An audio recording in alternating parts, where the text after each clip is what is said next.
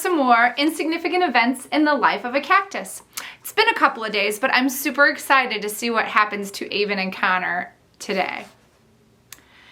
Chapter 12. Connor and I had been spending a lot of time together, so my parents asked me to invite him over for dinner after school. At lunchtime, I made my way to the bathroom, as usual, and washed my feet. I stared at the stall. I just couldn't do it that day. I felt too happy, and I was excited to see Connor and invite him over. I didn't need another bathroom stall lunch ruining my good mood. So, I headed to the library to find Connor, once more taking the longer, quieter route around the office. I nearly tripped over that kid again as I rounded the corner. "Gosh, I'm sorry," I said. Next time, I would definitely remember to jump over him. "That's okay," he said very softly, never raising his head.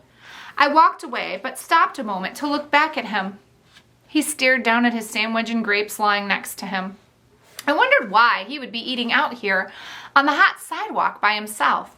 He looked about as forlorn and pitiful as I must have looked cowering in the bathroom stall to eat my lunch. How could I just walk past him again as though he were invisible? As though he were some speed bump in my way. I went back and stood over him.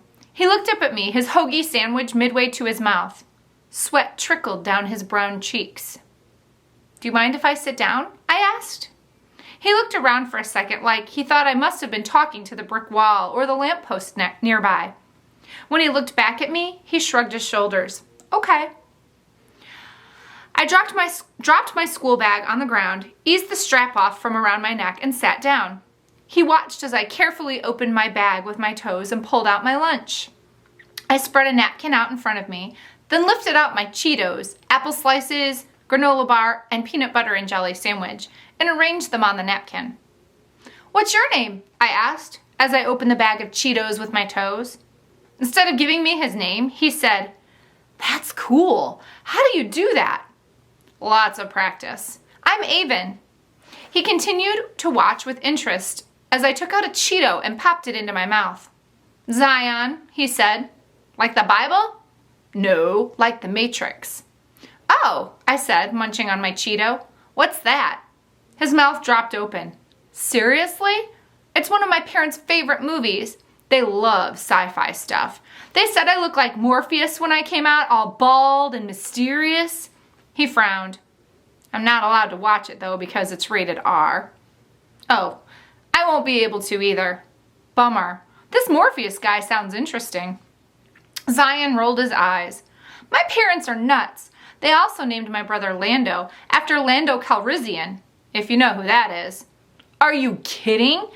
I am definitely allowed to watch Star Wars." Zion smiled. "My parents would be impressed." I footed actually, him a Cheeto. He took it from me without flinching. "Can I ask you something, Zion?" "Mm-hmm," he said, chewing on his Cheeto. "Why do you eat out here on the sidewalk by yourself?" He slowly lifted a juice box to his lips and took a long swig. "It's quiet out here." I tilted my head and raised an eyebrow at him. "Is that the only reason?" He stared at the ground but didn't answer me. "It's okay," I said. "I've been eating lunch in the bathroom." He looked up at me in surprise. "I don't want the other kids to watch me eat. Everyone likes to watch a fat guy eat. They want to see how much food he can stuff into his mouth." "But you're not that fat," I said, then cringed at my own words. I had meant it to sound nice, but it didn't sound so nice coming out. "It's okay. I know I am." "Well, I think you look great," I said. Zion handed me a grape. I took it from him with my foot and popped it into my mouth. "So, why have you been eating in the bathroom?" he asked. I swallowed my grape. "I don't want the other kids to watch me eat either." "Why not?" "Because they'll think I'm gross." "No, they won't." "Yes, they will." "How do you know that?" Zion said. "I just do. Once, when I went to this children's museum with my parents, I sat down to play with Play-Doh at a table. Of course I had to play with my feet, and everyone at the table stared at me. It is interesting to see. Then, this one kid cried out, "Gross! She's putting her feet in the Play-Doh!" Kids are dumb. Zion said. Then his mom looked at my mom and said this, "Would you mind not letting your daughter put her feet in the Play-Doh?" "Jerk," Zion muttered. "What did your mom say?" I smiled. "She said she would make sure I used my butt cheeks instead." Zion laughed a big, full belly laugh. "Oh, that's classic." I ate another Cheeto. Before that, I had never realized people thought feet were gross. Anyway, that was right before starting kindergarten. You know what the first day of kindergarten is like for a 5-year-old with no arms? Zion grinned. Maybe even more difficult than for a chubby 5-year-old. Maybe. The kids asked me so many weird questions. I mimicked little kid voices. "Did someone chop your arms off?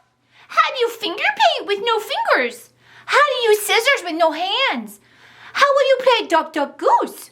Are your armpits ticklish? How do you wipe peanut butter off your face?" Actually, what the kids really asked was, "How do you wipe poop off your butt?" But I wasn't about to tell Zion that. And no, I'm still not telling you that either. So just stop wondering.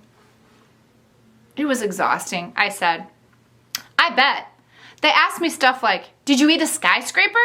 And did you weigh more than my dad? Do you weigh more than my dad?" I scowled. No wonder Zion was so insecure about his weight. I'm sorry. School really stinks sometimes, doesn't it? Yeah. So can you do everything everyone else can do with your feet? Mostly. I mean, things are always harder. Like the hokey pokey. When the song says, "Put your right hand in," I kind of just stand there like a mannequin. And I have nightmares about flag football. Try running and grabbing someone's flag with your foot at the same time. Slightly difficult. Yeah, I can definitely see how that would be hard. The only sport I can play really well is soccer. Are you going to try out for the soccer team in the spring? I don't know, I said. I played soccer back home in Kansas, but I had a lot of friends and had always gone to the same school.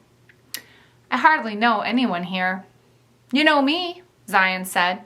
I smiled and handed Zion another Cheeto. Would you mind if I ate lunch out here with you again sometime? He beamed. Okay. Zion and I ate the rest of our lunch together that day, hidden away on the far side of the office where no one could watch us. All right, in this chapter, I love how Aven is about ready to just keep on walking down the sidewalk when it just clicks in her head that there's a boy who's lonely sitting on the sidewalk eating his lunch just like her. And she actually takes the time and effort to sit down and talk to him and find out what his story is and what's going on. What does that say about Aven's character? What kind of person does that make her? When we look at somebody's actions and words and thoughts to try to figure out what their character traits are, we call that indirect characterization.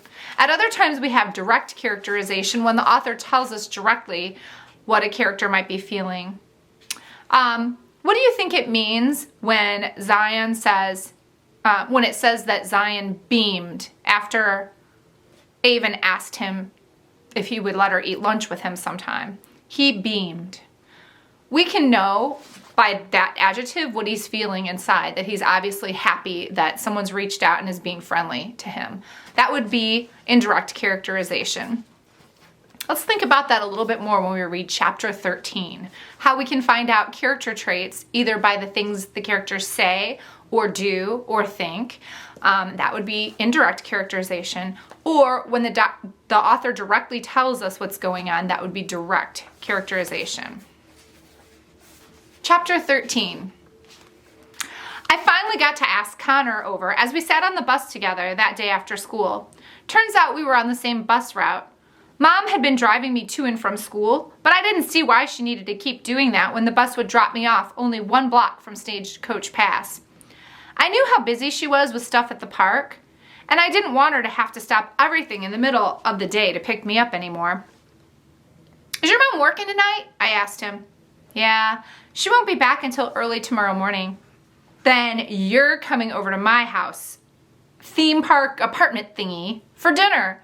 My parents want to meet you. I mean, I know you already met my dad, briefly, But they want to meet you, like, officially, especially after I leaned in and whispered, Steakgate. Connor looked torn. I can come over until dinner, but then I have to go home. I sat back up straight. Why? If your mom's working all night, why can't you just stay? He shrugged and blinked his eyes rapidly. Well, maybe I can stay. We'll see. I guess, I said. Connor never ate lunch. He wouldn't eat ice cream with me, and now he didn't want to have dinner at my house? I was beginning to wonder if he was starving himself.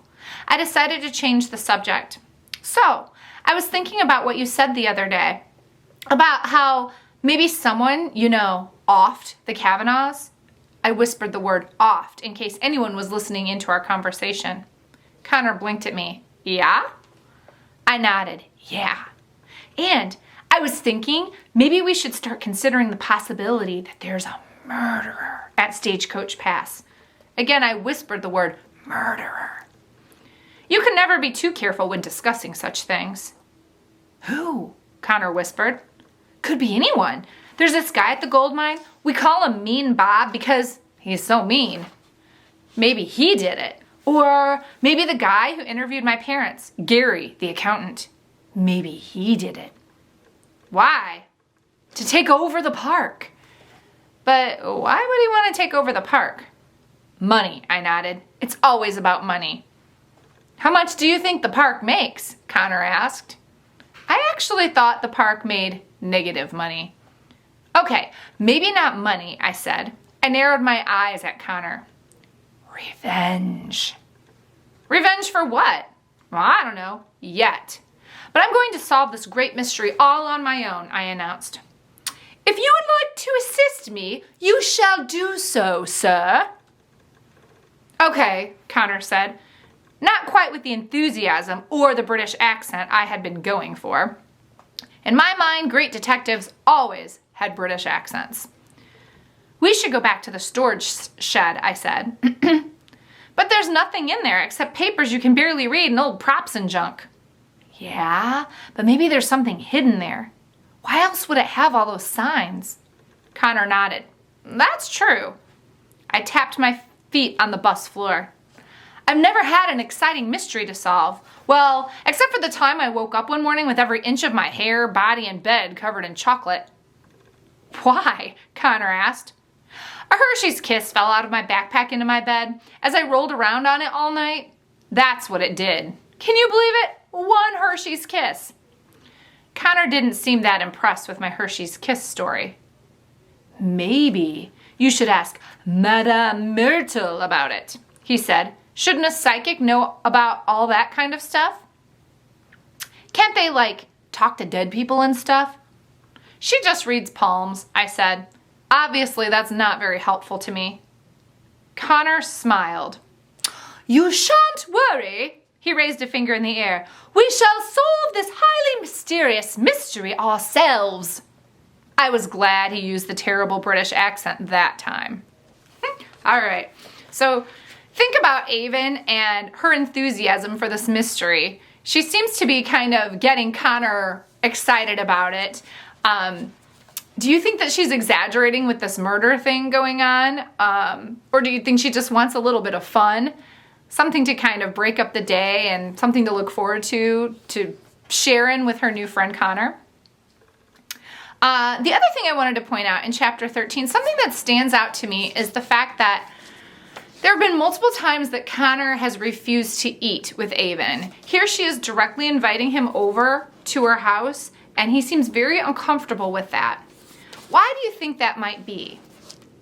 This isn't the first time that Connor avoided. Remember when they went for ice cream, I thought it was strange that he didn't want free ice cream. What kid doesn't want to get free ice cream? Well, maybe a lactose intolerant child, but he kind of avoided the whole issue of eating. So think about that. Why might Connor not want to eat in front of Aven?